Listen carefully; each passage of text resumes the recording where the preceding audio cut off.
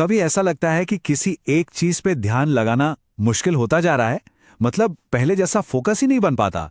अगर ऐसा है तो यकीन मानिए ये सिर्फ एक इंसान की कहानी नहीं है। आज हम इसी के पीछे की वजहों को समझने की कोशिश करेंगे, उन छिपी हुई ताकतों को जो हमारे फोकस को बिखेर रही हैं, और हाँ, ये भी जानेंगे कि इनसे निपटा कैसे जाए। ये आंकड़ा देखिए जरा, सच में चौंकाने वाला है। एक एवरेज इंसान दिन में 96 बार अपना फोन उठाता है। मतलब अगर कोई 16 घंटे जागता है तो ये हुआ हर 10 मिनट में एक बार। हर बज, हर पिंग, हर नोटिफिकेशन, ये सब मिलकर हमारे दिमाग को एक खास तरह से ट्रेन कर रहे हैं। और पता है, हर बार ध्यान भटकने की एक बड़ी कीमत चुकानी पड़ती है। यूनिवर्सिटी ऑफ कैलिफोर्निया की एक स्टडी है, वो कहती है कि सिर्फ एक बार डिस्ट्रैक्ट होने के बाद वापस पूरा फोकस बनाने में 23 मिनट से भी ज्यादा लगते हैं। अब जरा सोचिए, दिन में 96 बार ध्यान भटकना, ये सिर्फ टाइम की बर्बादी नहीं है, ये तो किसी भी गहरे या जरूरी काम को लगभग नामुमकिन बना देता है। लेकिन सबसे जरूरी बात यह समझनी है कि ये हमारी कोई पर्सनल नाकामी नहीं है, ये एक सिस्टम की दिक्कत है। गूगल में काम कर चुके एक डिजाइन एथिसिस्ट हैं, ट्रिस्टन हैरिस। वो इसे डोपामाइन ट्रैप यानी डोपामाइन का जाल कहते हैं।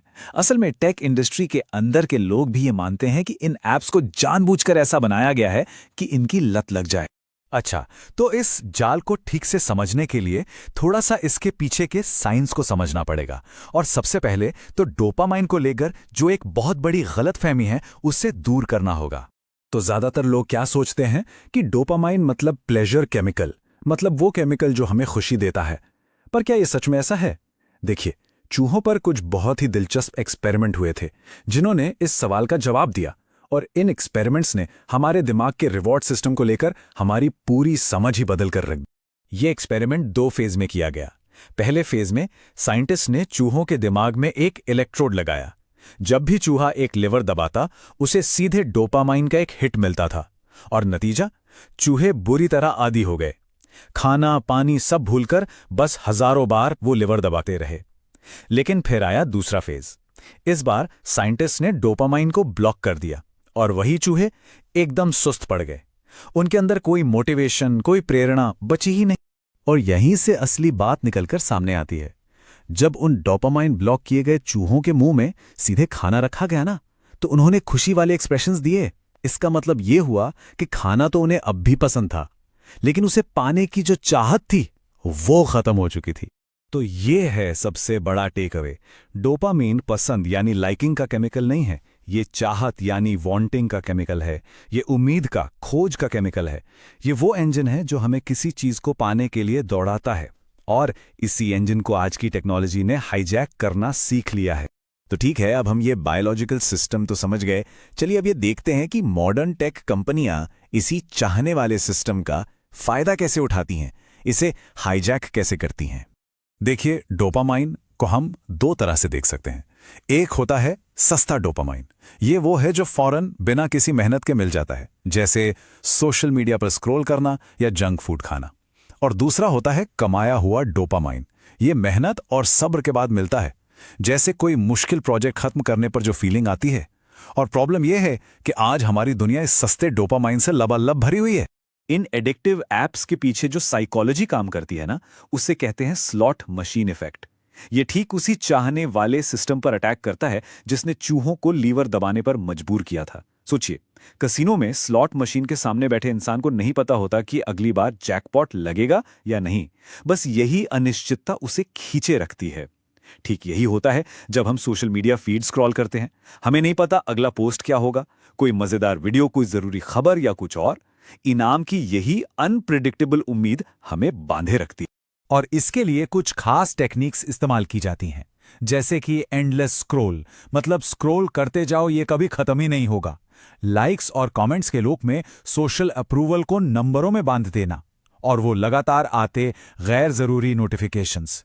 ये सब मिलकर हमारे इंसानी रिश्तों को एक ऐसे गेम में बदल देते हैं जिसे हम ना चाहते हुए भी खेलते रहते हैं। तो सवाल ये है कि दिमाग के इस हाईजैक की असल दुनिया में हमें कीमत क्या चुकानी पड़ रही है? क्या है इसके लक्षण? होता यह है कि जब दिमाग को लगातार इस सस्ते फौरन मिलने वाले डोपामाइन की आदत पड़ जाती है तो उसकी टॉलरेंस बढ़ जाती है। मतलब अब उसी खुशी को महसूस करने के लिए उसे और ज्यादा स्टिमुलेशन चाहिए। इसी हालत को लोग अक्सर डोपामीन फ्राइड ब्रेन कहते हैं। और इसका असर 2 लेवल पर होता है, कॉग्निटिव और इमोशनल। एक तरफ फोकस करने की ताकत कम हो जाती है और कोई भी गहरा काम करना लगभग नामुमकिन सा लगता है। और दूसरी तरफ जिंदगी की आम खुशियां जैसे दोस्तों से बात करना, कोई किताब पढ़ना, ये सब फीका और बोरिंग लगने लगता है। और शायद इसकी सबसे बड़ी कीमत है हमारे सपनों का मर जाना। ये डोपामाइन का जाल सिर्फ हमारा वक्त बर्बाद नहीं कर रहा, ये धीरे धीरे हमारे बड़े बड़े लक्ष्यों को पाने की इच्छा और काबिलियत दोनों को खत्म कर रहा है। ये सपनों का एक साइलेंट किलर है। तो समस्या तो वाकई गंभीर है, लेकिन अच्छी बात यह है कि इसका समाधान भी है। चलिए अब एक बिल्कुल साफ और प्रैक्टिकल प्लान पर बात करते हैं जिससे कंट्रोल वापस पाया जा सकता है। इसे डोपामाइन डिटॉक्स कह लीजिए या डोपामाइन रीसेट। इस एस्केप प्लान के 4 मेन स्टेप्स हैं: ऑडिट, एनवायरनमेंट, रिप्लेसमेंट और प्रैक्टिस। ये अपने दिमाग को जानबूझकर एक तरह से रीवायर करने का प्रोसेस है। तो पहले 2 स्टेप्स बहुत ही प्रैक्टिकल हैं। Step 1, audit. मतलब पहले तो ये देखिए कि स्क्रीन पर कितना वक्त जा रहा है, इससे प्रॉब्लम कितनी बड़ी है इसका अंदाजा लगेगा। स्टेप 2, एनवायरनमेंट, यानी अपने माहौल को बदलिए, अपनी बुरी आदतों को मुश्किल बनाइए। जैसे फोन को ग्रे स्केल मोड पर डाल दीजिए, जो ऐप सबसे ज्यादा टाइम खाते हैं उन्हें होम स्क्रीन से हटाकर किसी फोल्डर में डाल दीजिए और फालतू के नोटिफिकेशंस तो तुरंत बंद कर दीजिए। मकसद यह है कि बिना सोचे समझे स्क्रॉल करना थोड़ा मुश्किल हो जाए। अब आता है स्टेप 3, रिप्लेसमेंट। यहां हमें सस्ते डोपामाइन को कमाए हुए डोपामाइन से बदलना है।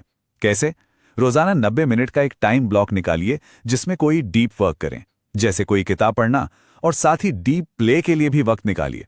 मतलब कोई ऐसा शौक या हॉबी जिसमें चैलेंज हो, जिसमें फोकस लगे, जैसे कोई म्यूजिकल इंस्ट्रूमेंट सीखना, कोई नया स्पोर्ट खेलना या कुछ भी जो पसंद हो। और आखिर में स्टेप 4, प्रैक्टिस।